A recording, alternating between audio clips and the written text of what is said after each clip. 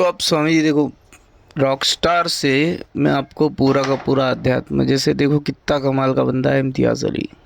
हाँ, तो सारा अध्यात्म का जो सार है और अलग अलग फिलोसॉफी सारी की सारी उसने उस बंदे ने उस फिल्म में डाल दी है।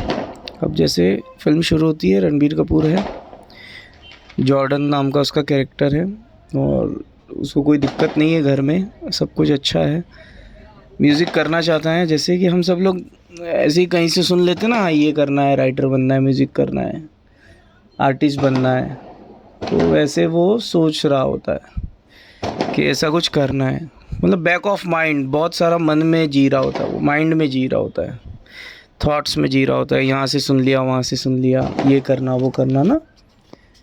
और फिर उसका वो कैंटीन वाला दोस्त होता है खटारा भाई, तो वो उसको समझा देता है कि भाई आर्टिस्ट बनने के लिए दिल तुड़वाना ज़रूरी होता है।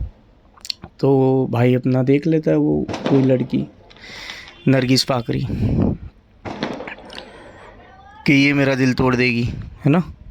तो अब झूठा दिल टूट गया और फिर झूठा दुख में है। तो दिल्ली पुलिस का एक सीन है जिसमें दिल्ली पुलिस उसको आके पीछे से मारती है, रणबीर कपूर को। तो बहुत सारे लोग ना, मैं जब देखता हूँ, मेरे से भी बात करते हैं, मेरे पास काउंसलिंग के लिए आते हैं, तो उनसे जब मैं बात करता हूँ, जब प्रेमी लोग आते हैं खासकर, तो उनकी कहानी भी कुछ कुछ वैसी ही लगती है। माइंड में फंसे हुए लोग होते हैं ना, जिनको शायद कोई कलाकार बनना है या कोई ऐसा आइडिया है कि दिल टूटने के बाद हम कुछ बन जाएंगे, सो वो झूठा झूठा दिल तुड़वा के बैठे हैं, है ना, और दुखी हो रहे, चटनी के लिए लड़ रहे। सो फिर रणबीर कपूर की जर्नी धीरे धीरे शुरू होती है। अच्छा, इसमें जो फेमिनिन एनर्जी जो होती है, मेल, अगर if you are a male, तो फेमिनिन एनर्जी का आपके जीवन में बहुत ज़्यादा प्रभाव होता है। मतलब बहुत ज़्यादा उठाव होता है, वो आपको ग्रो कराने में फेमिनिन एनर्जी बहुत बड़ा रोल प्ले करती है। सो रणबीर के साथ भी यही होता है कि वो लड़की इसको बोलती है तेरे को ऑकवर्ड होने की ज़रूरत नहीं है, वी कैन बी फ्रेंड्स। और फिर वो लोग, उनके बीच में एक अजीब सी दोस्ती घटती है जिसमें कि वो एक दूसरे के समक्ष संपूर्णतः जैसे वो है वैसे रहते हैं। बी और सेल्फ का जो एक कॉन्सेप्ट चलता है ना, तो बी और सेल्फ रहते हैं कि भाई तेरी जो भी अंदर की, क्या कहते हैं, तेरे जो भी अटकाव है या जो तेरा जिस प्रति झुकाव है, मैं तेरे को जज नहीं करूँगा, है ना। तो क्लब में जाना चाहती है, यहाँ जाना चाहती है, घूमना फिरना चाहती है, देसी दारू पीना चाहती है, you can do it with me. और रणबीर कपूर भी, it's very open with him, है ना। सो जब तुम्हें कोई ऐसा मिल जाता है जिसके सामने तुम बी और सेल्फ रह पाते हो, तुम अपनी पूरी क्या कहते हैं, नग्नता में उसके सामने पेश हो सकते हो, जैसे हो, कोई फेस पे मास्क लगाने की ज़रूरत नहीं है ना। तो कुछ कुछ अध्यात्म तुम्हारे भीतर घटना शुरू होता है। वो शुरुआत होती है तुम्हारे अध्यात्म के घटने की, है ना, कि अब तुम्हारा ठीक ठीक अध्यात्म शुरू हुआ, है ना। उसके पहले तो तुम बस वो माइंड में टाइम पास कर रहे होते हो, थॉट्स के साथ खेल रहे होते हो यहाँ वहाँ। तो अब ये सेकंड फेज़ हो गया, उसकी आध्यात्मिक जर्नी की यात्रा है। और फिर मूवी जैसे जैसे आगे बढ़ती है, थर्ड फेज़ में जाती है, वो लड़की की शादी हो जाती है, हाँ, ये भाई अपना आ जाता है, और फिर एक्चुअली पेन इसकी लाइफ में एंटर करता है।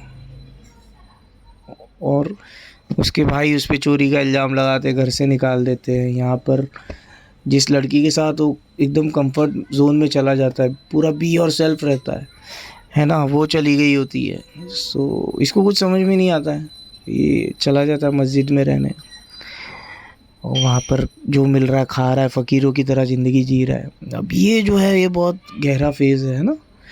तो अध्यात्म में इसे कहते हैं डार्क नाइट सोल। तो इम्तियाज़ अली देखो कितना जीनियस बंदा है, उसने आर्ट के माध्यम से पूरे का पूरा अध्यात्म समझा दिया। कि पहले पहले तो जब अध्यात्म के बारे में, ध्यान के बारे में लोग सुनते हैं तो क्यूरियोसिटी बस उसमें कूद पड़ते हैं। जैसे रणबीर कपूर पहले पहले म्यूजिशियन होता है, टाइम पास म्यूजिशियन एक्चुअली होता नहीं है ना। और जैसे सन्यासी भी जब नया नया सन्यासी बनता है तो वो होता नहीं है, वो टाइम पास ही होता है। उसके बाद जब उसे कोई ऐसा साथी मिलता है तो ढंग का मतलब उसका शुरुआत होता है, आध्यात्म में एंटर करता है, वो स्पिरिचुअलिटी में वो एंटर करता है ना। जो वो उसका नरगिस फ़ाकरी के साथ जो शुरुआती समय बीतता है उसका, जिसमें कि वो लोग क्लब जाते हैं, सस्ते से देसी दारू पीते हैं, हाँ। और फिर जब नरगिस की शादी हो जाती है तो जुदाई, है ना, तो डिप्रेशन सा एक जो छाता है ना सारे साधकों पे। बहुत सारे साधक से मैं मिलता हूँ जो जो जेन्युइनली अब सर्च में आगे बढ़े हैं जीवन की उत्सुकता को लेके।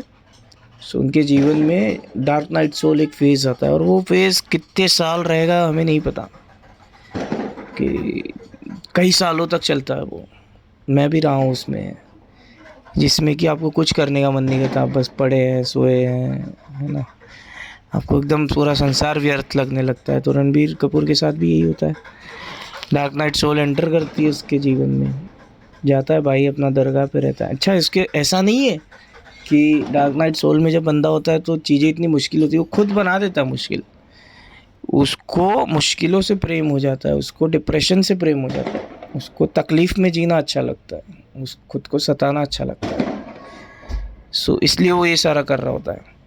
तो जो कुन फाया कुन गाना जो है उसमें वो पूरा पिक्चराइज़ किया है उसका डार्क नाइट सोल, है ना। और सूफीज़म में या बहुत सारी गुरु शिष्य परंपरा में एक कहावत है कि भाई आप कभी भी गुरु नहीं चुनते हो, जब भी चुनता है गुरु ही आपको चुनता है। शिष्य की औकात नहीं होती कि वो गुरु को चुन ले। सो उसमें एक ब्यूटीफुल पिक्चराइजेशन इम्तियाज़ अली ने दिखाई है कि शमी कपूर साहब जो है वो दरगाह में एंटर होते हैं व्हील चेयर पर बैठ के, और ये भाई अपना गा रहा होता है। द मोमेंट शमी कपूर की नज़र उस पर पड़ती है, उसकी लाइफ चेंज हो जाती है ना। उसका डार्क नाइट सोल ख़त्म होता है, गुरु की नज़र, गुरु की दृष्टि पड़ी उस पर। तो इसीलिए जीवित गुरु, और वो फिर वापस से अपने रूटीन लाइफ में आता है। वो दरगाह से बड़ी हुई दाढ़ी, बड़े हुए बाल लेके खटारा भाई के घर पे जाता है, जो कि वो पहले दिन भी जा सकता था जब उसे घर से निकाला था। बट क्योंकि उसे उस पेन में मज़ा आ रहा होता है, उस डार्क नाइट सोल में आनंद आ रहा होता है, तो वो उसको चुनता है। फिर कटारा भाई को बोलता है मैं यहाँ रह पाता हूँ, रह सकता हूँ। वो बोलता है आ जा। और देन शशि कपूर साहब की नज़र तो उस पर पड़ी ही होती है। सेकेंड डे से प्लैनेट म्यूज़िक वाला उसको बुला लेता है। तो जैसे ही गुरु की नज़र दृष्टि पड़ती है तुम पर, तो चीज़ें तुम्हारी बेहतर होने लगती है, ऊर्जा जो है सकारात्मक रूप लेने लगती है, तुम पॉजिटिव काम की ओर चलते हो, है ना। तब तक तो तुम टाइम पास कर रहे होते हो, और फिर वही उसे चाहे तुम एनलाइटनमेंट कह लो, उसके लिए वो आर्टिस्ट बनना है उसको पूरा, क्योंकि इम्तियाज़ अली आर्टिस्टिक बंदा है, उसने उसको आर्ट के माध्यम से समझा है एक साधक की पूरी जर्नी को। कि एक बार पहले का फेज़ होता है टाइम पास साधक होता है, फिर वो सीरियस सीकर बनता है, फिर सीकिंग करते करते जीवन की व्यर्थता डार्क नाइट सोल आती है, फिर गुरु सच में मिलता है उसको, जीवित गुरु कोई, और उसकी कृपा दृष्टि उस पर पड़ती है और उसका जीवन परिवर्तन होता है। तो जब वो रॉक स्टार बन जाता है, जब वो गाने गाता है, म्यूज़िक रिकॉर्ड करता है, वो है उसका इल्हाम, एनलाइटनमेंट, है ना। जिसमें कि अब वो बांट रहा है जो उसने जमा किया था इतने समय से, म्यूज़िक पूरा उसके पेन से, ये वो जो म्यूज़िक निकला, now is sharing with the people, है ना। और वो उसमें फेमस होते जा रहा है, उसमें उसका वो गुजारा बत्ता भी चल रहा है, लेकिन वो उस दौरान भी अकेला है, ऐसा नहीं है। भीड़ चाहती है उसके आसपास रहना, बट वो कुछ देर भीड़ में है, मजमे में है, वापस अकेला है। सो अब अकेलापन जो है वो इसके साथ जुड़ जाता है। तो बुद्धत्व में जो एनलाइटनमेंट का जो कॉन्सेप्ट है कि आप मेले में हो लेकिन आप फिर भी अकेले हो, ऐसे। सो इतना ब्यूटीफुली उसको पिक्चराइज़ किया गया है ना। और एंड में फिर वो जो निर्वाण के बाद महापरिनिर्वाण की, मेरा दिल नहीं टूटना चाहिए था खटारा भाई, जब वो हीरोइन की डेथ होती है ना। तो वो जो आखिरी पेन भी उसके जीवन का होता है, हॉस्पिटल में नरगिस फ़ाकरी की डेथ हो जाती है, और वो आखिरी पेन भी उसका चला जाता है। और उस दौरान फ़िल्म में बहुत सारे ऐसे सीन हैं जिसमें कि ये दिखाया गया है कि ये बंदा जो है एकदम ईज़ में जा चुका है, इसको कोई फ़र्क नहीं पड़ रहा है। मतलब वो उसमें बताया एक कांग्रेस हाउस का सीन है जिसमें कि बहुत सारी प्रोस्टिट्यूट बैठी है उसके आस-पास और वो म्यूज़िक कर रहा है ना? तो अब वो इतना पाक हो चुका है कि उसे फ़र्क ही नहीं पड़ता, वो मतलब अब वो चूज़ नहीं कर रहा है कि मैं इससे ही बात करूँगा, इस तरह के लोगों से ही के सामने ही परफ़ॉर्म करूँगा। Now he is ready. और उसको नाम की, पैसे की इसकी फ़िक्र नहीं है। वो दिखाता है उसमें वो एक सीन में जब पीयूष मिश्रा मालिश करा रहा होता है अपनी, और वो एक कॉन्ट्रैक्ट रहता है वो उसे फाड़ देता है ना? यूरोप में जाने का एक कॉन्ट्रैक्ट होता है। सो इतना ब्यूटीफुल मूवी है रॉकस्टार, आप बार-बार देखें, बार-बार आपको क्या कहते हैं नई-नई इनसाइट मिलेगी। सो एक्चुअली में मेरे देखे वो एक साधक का टाइम पास वाले साधक होने से लेके सीरियस सीकर से होने से लेके डार्क नाइट सोल से होने से लेके गुरु कृपा से लेके एनलाइटनमेंट तक जाना, निर्वाण को उपलब्ध होना और फिर महापरिनिर्वाण में एंटर होना की यात्रा है। सो उसका जो अंत है कि सही और गलत के पार एक मैदान है, मैं वहाँ मिलूँगा तुम्हें, वो महापरिनिर्वाण है ना? रूमी की ये लाइन है। So it's a very beautifully picturise movie है और सबको देखनी चाहिए, बार बार देखनी चाहिए, है ना? पूरा सूफीज़्म का जो एसेंस है, पूरा जो अध्यात्म का जो एसेंस है, वो इम्तियाज़ अली ने उसमें डाल दिया है। सो आप देखिए स्वामी जी इस पिक्चर को ना, आपने मिस किया अगर अब तक नहीं देखा तो आपको यूट्यूब पे भी मिल जाएगी, रेंट पे। You love that movie.